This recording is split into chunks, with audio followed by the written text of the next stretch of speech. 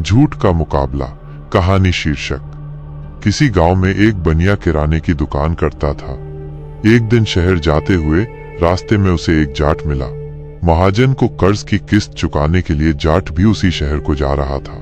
यह कर्ज उसके परदादा ने अपने परदादा के मृत्यु बोझ के लिए लिया था।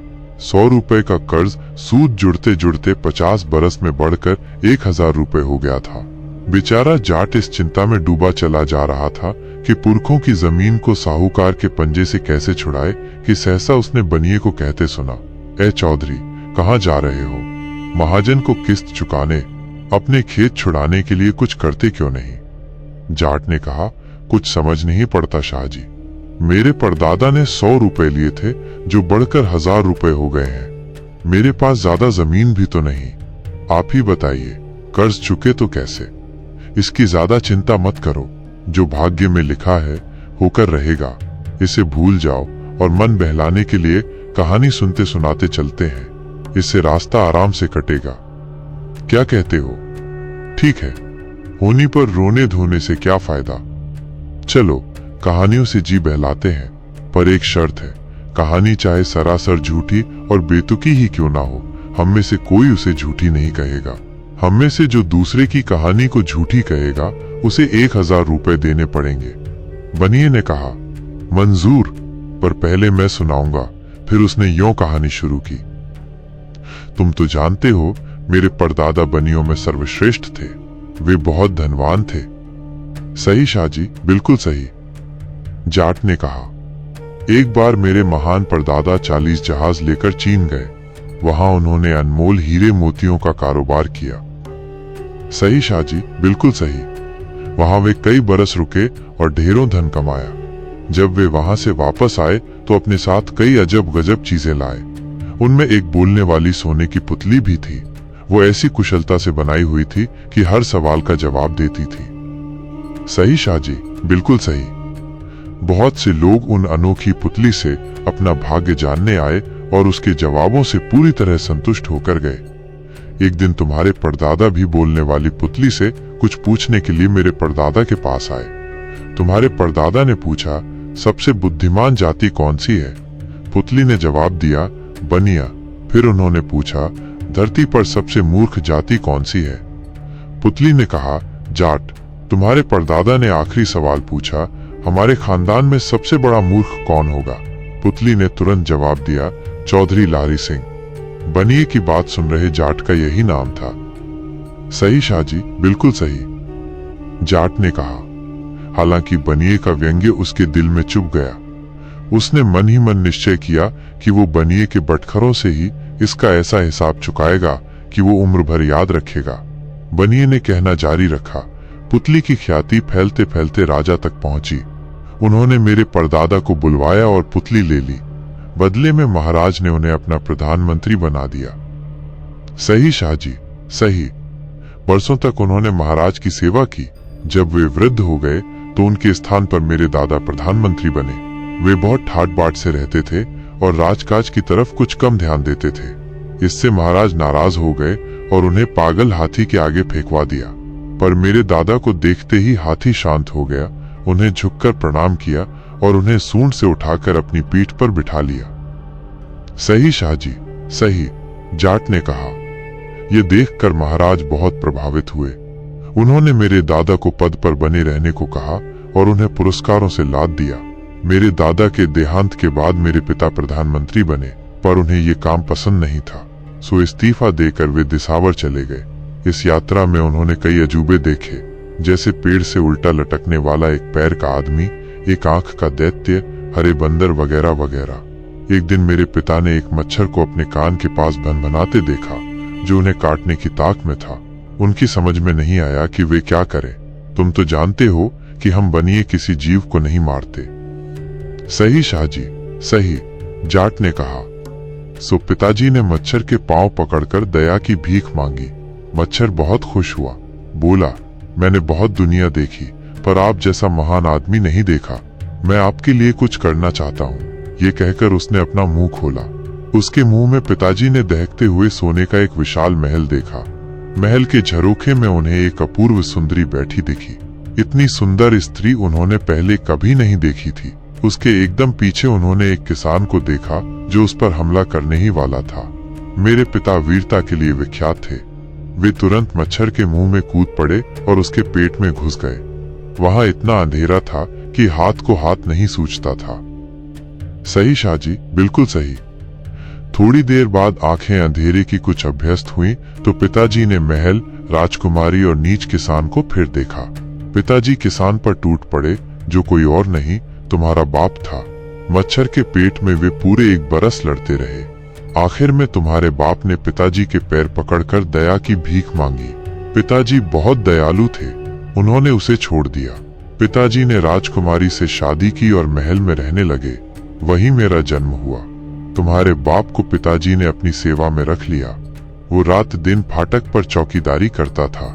जब मैं 15 साल का हुआ तो महल पर उबलते हुए पानी की बरसात हुई। महल पिघल कर बह गया और हम जलते हुए समुद्र में जा गिरे। आखिर जैसे तैसे हम चारों तट पर पहुंचे। पिताजी, राजकुमारी, मैं और तुम्हारा बाप। हम कूदकर तट पर आए तो अचानक हमने अपने को एक रसोई में पाया। खाना बनाने वाली हमें देखकर डर गई। हमने उसे आश्वस्त किया कि हम आदमी हैं, भूत पलीत नहीं। वो औरत बोली, तुम भी खूब हो, मेरा सालन खराब कर दिया।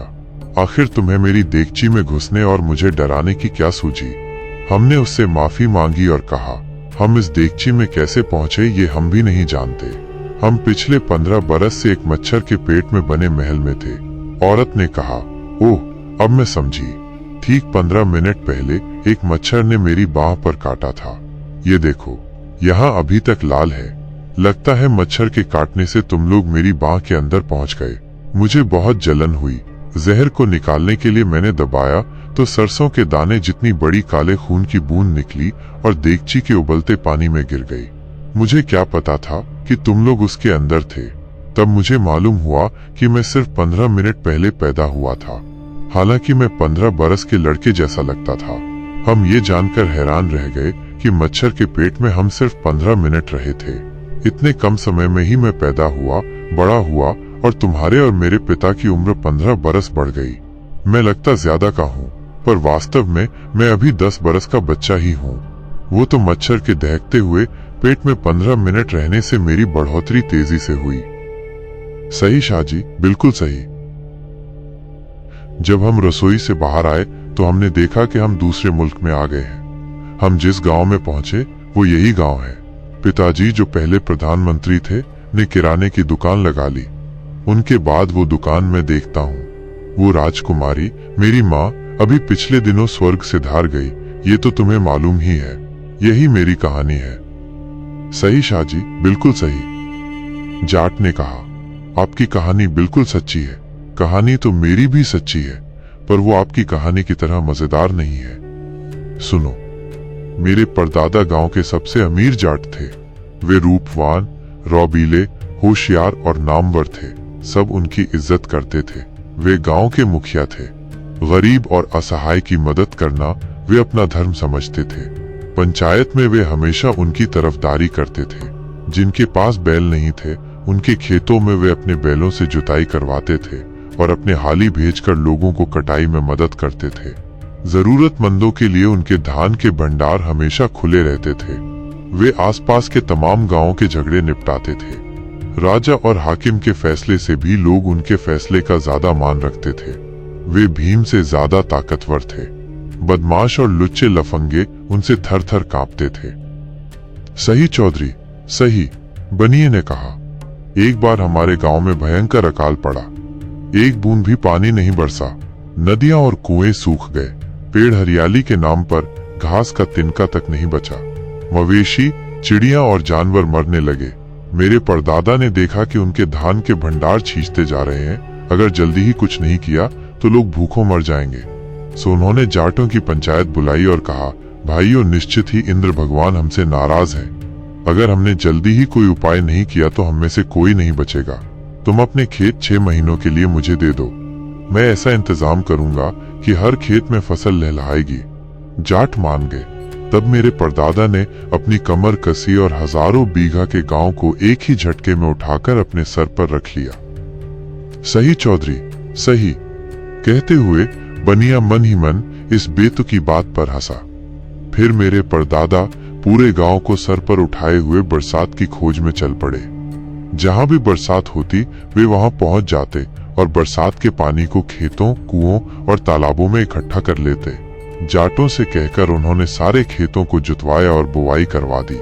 इस तरह बरसात का पानी इकट्ठा करते वे 6 महीने तक मुल्क मुल्क भटकते रहे, जबकि बाकी जाट जुताई बुवाई करते रहे। फसलें इतनी अच्छी हुई कि आज तक किसी ने देखी सुनी नहीं होगी। मक्का और गेहूं के बूटे आकाश को छूने लगे। सही चौधरी, सही, बनिए ने कहा। पूरे गांव और गांव वालों को सर पर उठाए हुए संसार भर का चक्कर लगाने के बाद मेरे परदादा वापस अपने मुल्क लौटे और गांव को फिर वहीं रख दिया जहां वो पहले था। उस साल फसलें इतनी अच्छी हुई कि कुछ मत पूछो। मक्का और गेहूं का एक एक दाना आपके सर जितना बड़ा था। सही चौधरी, बिल्कुल सही। खलिहानों में अनाज निकाल लिया गया, पर इतना अनाज रखें कहां? दूर दिसावर से लोग हमारा अनाज खरीदने के लिए आए। मेरे परदादा ने बहुत मुनाफा कमाया। उन्होंने हजारों रुपए गरीबों में बांटे और हजारों भूखों को अनाज दिया। यहाँ तक आते आते जाट और बनिया शहर में पहुंच गए। जाट ने कहना जारी रखा, उन दिनों आपके परदादा की हालत बहुत पतली थी। मेरे परदादा ने दया करके उन्हें अनाज तौलने मापने के लिए नौकर रख लिया। सही चौधरी, सही। आपके परदादा रात दिन अनाज तौलने मापने में लगे रहते थे। उनमें अक्ल नाम को भी नहीं थी। वे अक्सर गलती कर बैठते थे, इसलिए उन्हें अक्सर मेरे परदादा के हाथों मार खानी पड़ती थी, बेचारे। सही चौधरी, सही। इस समय तक वे उस महाजन की पीढ़ी पर पहुंच गए जिससे जाट ने कर्ज ले रखा था। महाजन ने राम राम करके ग्राहकों का अभिवादन किया और बैठने को कहा, पर उस पर कोई ध्यान नहीं देते हुए जाट ने कहना जारी रखा, तो शाहजी, मेरे परदादा ने अपनी सारी फसल बेच दी तो तौलने मापने को कुछ नहीं रहा, सो आपके परदादा को नौकरी से हाथ धोना पड़ा। जाने से पहले उन्होंने मेरे परदादा से 100 रुपए उधार मांगे। उदारतावश मेरे परदादा ने आपके परदादा को कर्ज दे दिया। सही चौधरी, सही, बनिए ने कहा। ठीक, जाट ने आवाज को तेज करते हुए कहा ताकि महाजन भी सुन ले। वे रुपए आपके परदादा ने लौटाए नहीं। सही चौधरी, सही। न तो आपके दादा ने वो कर्ज चुकाया और न आपके पिता ने और न आज तक आपने ही हिसाब चुकता किया। सही चौधरी, सही। वे 100 रुपए ब्याज और चक्रवृद्धि ब्याज मिलाकर अब पूरे 1000 रुपए हो गए हैं जो आपको मुझे देने हैं। सही चौधरी, सही। बनिए को मजबूरन कहना पड़ा। सेठ जी और दूसरे गवाहों के सामने आपने कर्ज कबूल किया है। वे 1000 रुपए क्या आप सेठ जी को देने का कष्ट करेंगे ताकि मेरे गिरवी रखे खेत मुझे वापस मिल जाए? बनिए पर जैसे बिजली गिरी, इधर गिरे तो कुआं और उधर गिरे तो खाई। अगर वो ये कहता है कि वो मनगढ़ंत और झूठी कहानी थी तो शर्त के मुताबिक उसे 1000 रुपए देने होंगे, और अगर वो उसे सही मानता है तब भी उसे 1000 रुपए देने होंगे। सो न चाहते हुए भी उसे 1000 रुपयों का जुर्माना भरना पड़ा। इसका उसे इतना दुख हुआ कि जिंदगी भर पछतावे की फांस उसके कलेजे में कड़कती रही।